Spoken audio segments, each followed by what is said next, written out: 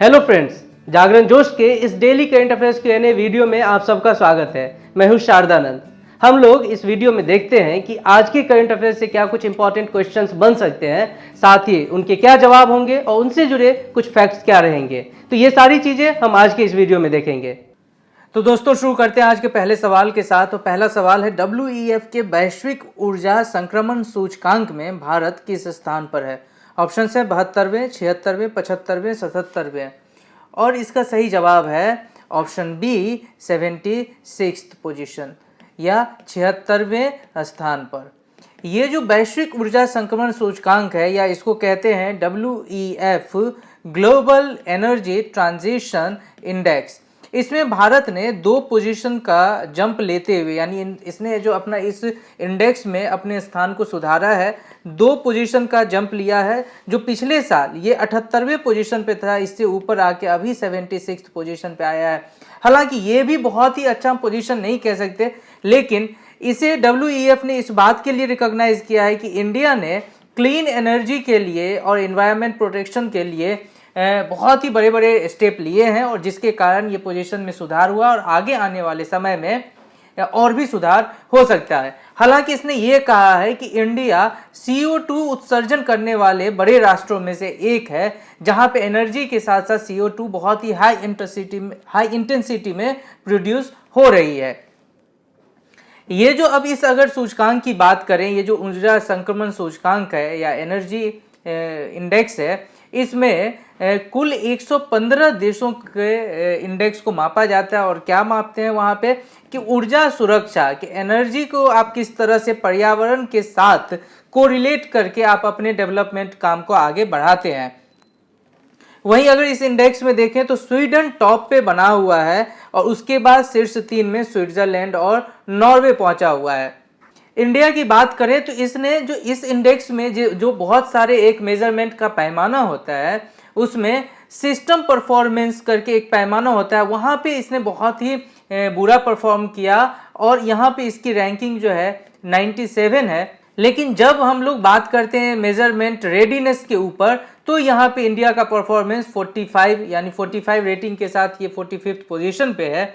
और इसी के कारण इस साल जो है इसका जो प्रदर्शन है उसमें सुधार हुआ है। लेकिन अगर चीन की बात करें तो वो उसका जो रैंक है, वो जो इस इंडेक्स में रैंक हुआ है, वो इंडिया से भी खराब पोजीशन है और वो 82nd पोजीशन पे है। चाइना, ऐसा क्यों है? क्योंकि चाइना ने जिस तरह से अपने डेवलपमेंट काम को आगे बढ़ाया है, वहां पे एनर्जी और एनवायरनमेंट को कहीं से भी साथ लेकर जाने की कोई भी प्रतिबद्धता नहीं दिखी, और जिसके कारण WEF ने इसे रैंकिंग में बहुत ही नीचे रखा है। अगर भारत की और आगे बात करें तो हालांकि ये 76 पे है, लेकिन ये अगर ब्रिक्स देशों की बात करें तो ब्रिक्स में ये 2nd नंबर पे है और ब्राजील इसमें टॉप पे है। ओवरऑल रैंकिंग ब्राजील की 46th है। अब बात करते हैं थोड़ी सी WEF की। जो वर्ल्ड इकोनॉमिक फोरम है वो जेनेवा स्विट्जरलैंड में इसका हेडक्वार्टर है, और वहीं पे 1971 में इसको जो है ये फाउंडेड हुआ था, यानी वहाँ पे तब स्थापित किया गया था।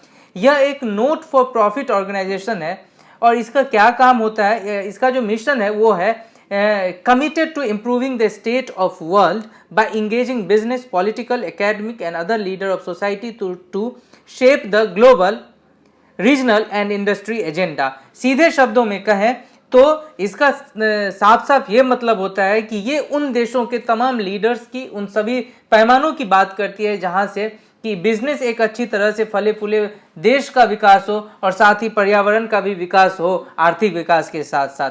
आज का अगला सवाल, हाल ही में हिंदुओं के किस पीठ की यात्रा के लिए कॉरिडोर की स्थापना के प्रस्ताव पर पाकिस्तान सरकार ने मंजूरी दे दी? ऑप्शंस है कालका पीठ, धाम पीठ, शारदा पीठ, देवी पीठ। सही जवाब ऑप्शन सी शारदा पीठ। शारदा पीठ कहाँ पे है? ये पाकिस्तान ऑक्यूपाइड कश्मीर में है और श्रीनगर से लगभग 160 किलोमीटर की दूरी पे है। अब अभी जैसे कि कुछ दिन पहले मैंने आपको बताया था कि भारत और पाकिस्तान में करतारपुर कॉरिडोर के लिए अभी प्रोग्रेस हो रही है। अब इसी के जैसे ये सिख के लिए एक धार्मिक स्थान है, वैसे ही अब शारदा पीठ के लिए इन्होंने कॉरिडोर बनाने की जो है अपनी हरी झंडी दे दी। तो यहाँ पे जो हिंदू हैं जो कि भारत में रहते हैं या पाकिस्तान में रहते हैं, वो सब भी अभी यहाँ नहीं जा सकते थे, अब यहाँ वो जा सकते हैं। और शारदा पीठ का महत्व इसलिए भी ज़्यादा है क्योंकि जो कश्मीरी पंडित हैं उनके लिए ये बहुत ही महत्वपूर्ण है। और यहाँ पे ऐसा माना जाता है कि जो देवी सती थी उनका दाहिना हाथ यहाँ कट के गिरा था, इसीलिए ये बहुत ही उस मायने में देखें तो बहुत ही प्रसिद्ध है और लोगों का अटूट आस्था इस पीठ पे है। इसका जो निर्माण हुआ था वो अशोक के साम्राज्य में 237 ईस्वी पूर्व स्थापित हुआ था, और जो कि 5000 साल पुराना एक परित्यक्त मंदिर है। और अब आज का तीसरा सवाल, संयुक्त राज्य अमेरिका की राजनीति के इतिहास में सबसे लंबे समय तक जीवित रहने वाले राष्ट्रपति कौन बने हैं? ऑप्शन है Gerald Ford, Jimmy Carter, Ronald Reagan, Bill Clinton. सही जवाब option B, Jimmy Carter. Jimmy Carter अभी 2 दिन पहले ही जो यूएस के जितने प्रेसिडेंट उनके अब तक जीवित रहने में ये सबसे लंबे समय तक का अब जो है रिकॉर्ड बना लिए। इससे पहले जो है बुश थे, बुश सीनियर, अब जिमी कार्टर ने 2 दिन पहले इनसे 1 दिन ज़्यादा अपना जो है इनका जो लाइफ एक लिविंग लाइफ हो गया वो इनसे 1 दिन ज़्यादा हो गया है। तो इस महीने में अब ये जो रिकॉर्ड है ये जिमी कार्टर के नाम हो गया। ये जो यूएस के 39th हैं, 39वें राष्ट्रपति थे और उनकी उम्र अभी 94 साल 172 दिन है, जो कि जॉर्ज बुश से वो आगे निकल गए जीवित राष्ट्रपति रहने में। अगला सवाल, चीन के बेल्ट एंड रोड प्रोजेक्ट में शामिल होने वाले पहला G7 राष्ट्र कौन बन गया? ऑप्शन है कनाडा, इटली, फ्रांस, जर्मनी। और इसका सही जवाब है ऑप्शन बी, इटली। आप सबको पता है कि एक प्रोजेक्ट OBOR है जिसकी शुरुआत चीन ने 2013 में शुरू की थी। और क्या हुआ था, सबसे पहले चीन ने चीन पाकिस्तान कॉरिडोर बनाने की बात की थी, फिर इसने इसमें ग्लोबल पूरे देश को सोचा कि पूरे देश को ही इस नेटवर्किंग से जोड़ा जाए ताकि ट्रेड और सारी चीज़ों का जो आवागमन हो वो आसानी से हो जाए। और उसी को इसने नाम दिया वन बेल्ट वन रोड, या फिर बेल्ट एंड रोड इनिशिएटिव के नाम से भी, BRI के नाम से भी ये जाना जाता है।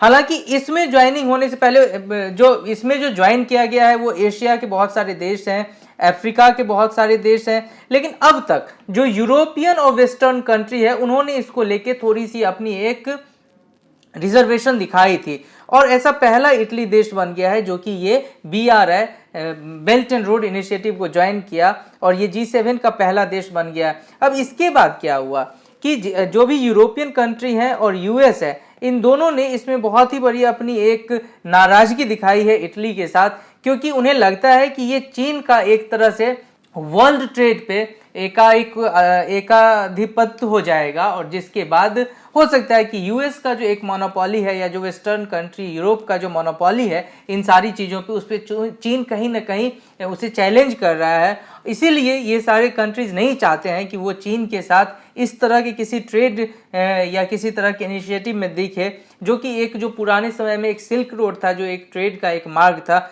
उस तरह ये बनते जा रहा है। तो वो लोग इस बात से खुश नहीं है। अगला सवाल, हाल ही में प्रकाशित किताब the verdict decoding India's election किसने लिखा है? ऑप्शन है Satyendra Ghosh, Kaushik Basu, Sunil N Mihir Jain, Pranoy Roy and Dorab R Sopariwala. और इसका सही जवाब है option D, Pranoy Roy and Dorab R Sopariwala. Pranoy Roy कौन है? ये NDTV के फाउंडर हैं और उसके अभी चीफ भी एक तरह से आप कह सकते हैं। उन्होंने अपने पूरे एक्सपीरियंस के ऊपर the verdict decoding India's election लिखा है। इन्होंने पूरे इलेक्शन जिस तरह से इन्होंने कवर किया है अपने एज ए जर्नलिस्ट कैरियर, तो उसके बारे में इसने लिखा। और साथ ही उन्होंने 2019 को एक चैलेंजिंग इलेक्शन करार दिया है, बताया है इसमें वीमेन की जो रोल होगा, वीमेन का जो एक पार्टिसिपेशन होगा, जो उसका जो एक रोल होगा वो बहुत ही इंपॉर्टेंट होने जा रहा है। तो ये अगर आप लोग पॉलिटिक्स में हैं, बहुत ज़्यादा इंटरेस्टेड हैं या इलेक्शन को लेके इंटरेस्टेड है, तो ये बुक आप सब पढ़ सकते हैं लेके। और आज का अगला सवाल, किस खाड़ी राष्ट्र ने अमेरिकी सेना को अपने बंदरगाहों का उपयोग करने हेतु समझौते पर हस्ताक्षर किए? ऑप्शन है यमन, बहरीन, UAE, ओमान। सही जवाब ऑप्शन डी, ओमान। ओमान ने हाल ही में US के साथ एक समझौता किया जिसमें ओमान के जो भी पोर्ट हैं, ये बंदरगाह है, वहाँ पे US की मिलिट्री जो है अब इसका यूज़ कर सकती है, चाहे वो सर्विलेंस के लिए हो, चाहे वो एक्सरसाइज के लिए हो, वो किसी भी तरीके से उसका यूज़ कर सकती है। और इसके लिए ओमान और US ने एक समझौते पे साइन किया जिसमें ओमान के फॉरेन मिनिस्टर और US के जो फॉरेन मिनिस्टर हैं, फॉरेन सेक्रेटरी होते हैं, इन दोनों ने इसके ऊपर साइन किया है। ये जो एक समझौता है, इसे दोनों राष्ट्रों के बीच एक सैन्य संबंध को मजबूत करने के उद्देश्य से किया गया। अगला सवाल, निम्नलिखित में से किसे हाल ही में फिल्म फेयर पुरस्कार 2019 में सर्वश्रेष्ठ अभिनेत्री का पुरस्कार मिला? ऑप्शन से दीपिका पादुकोण, आलिया भट्ट, सारा अली खान, प्रियंका चोपड़ा। सही जवाब ऑप्शन बी, आलिया भट्ट। आलिया भट्ट को फिल्म राजी के लिए बेस्ट एक्ट्रेस का फिल्म फेयर अवार्ड जो है इस बार 2019 का मिला है, और साथ ही इस जो बेस्ट एक्टर का अवार्ड है वो रणबीर कपूर को मिला है फिल्म संजू के लिए। इसके अलावा और भी बहुत सारे कैटेगरीज में 20 से अधिक कैटेगरीज में अवार्ड दिए गए। आप इसके डिटेल हमारे वेबसाइट पे पढ़ सकते हैं। और हम बढ़ेंगे आज के अगले सवाल पर। हाल ही में किस राज्य में देश की सबसे गहरी शाफ्ट गुफा क्रेम उमलाडा की खोज की गई? ऑप्शन है तेलंगाना, मेघालय, असम, उड़ीसा। सही जवाब option B, Meghalaya. North east का स्टेट है मेघालय, और वहाँ के पूर्वी खासी हिल जिले के मासिन राम क्षेत्र में सबसे गहरी शाफ्ट गुफा क्रेम उमलाडा की खोज की गई। यह खोज विश्व की सबसे गहरी बलुआ पत्थर गुफा क्रेमपुरी की खोज के लगभग 1 वर्ष बाद हुई।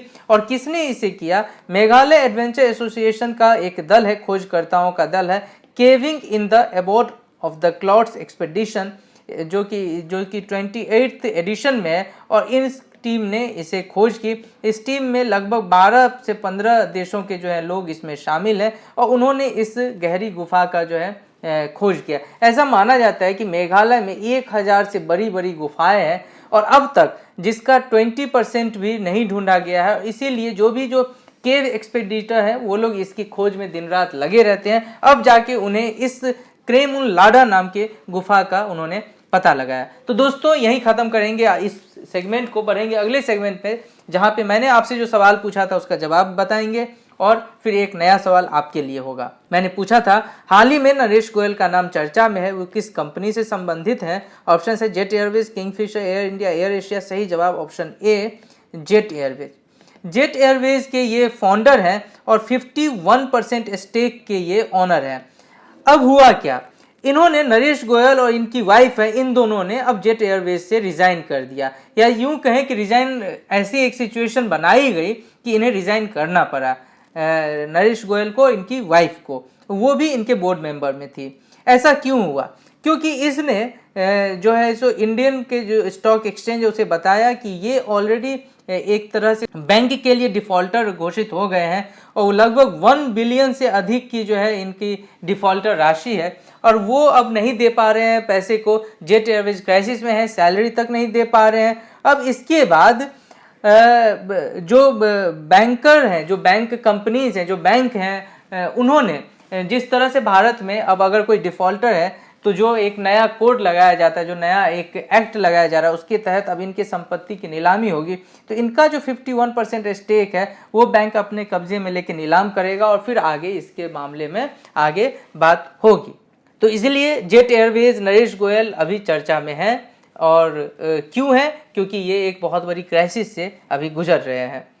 और अब एक सवाल जिसका जवाब आपको हमें कमेंट बॉक्स में लिख के देना है। हाल ही में किस देश ने असॉल्ट सेमी ऑटोमेटिक राइफलों पे बैन लगाया है? ऑप्शन है ऑस्ट्रेलिया, न्यूजीलैंड, मालदीव, श्रीलंका। आपका जवाब हमें कमेंट बॉक्स में आप हमें लिख के भेजिए। साथ ही अपने फीडबैक जरूर भेजिए। वीडियो अच्छा लगा इसे बहुत से बहुत आप लोग लाइक करें, शेयर करें, दोस्तों में बताएं। अब तक सब्सक्राइब नहीं किया है तो सब्सक्राइब जरूर करें, और साथ ही वो बेल आइकॉन जो बगल में है उसे ज़रूर आप लोग दबाएं, ताकि नोटिफिकेशन डायरेक्ट आपके इनबॉक्स में मिले। और देखते रहें जागरण न्यूज़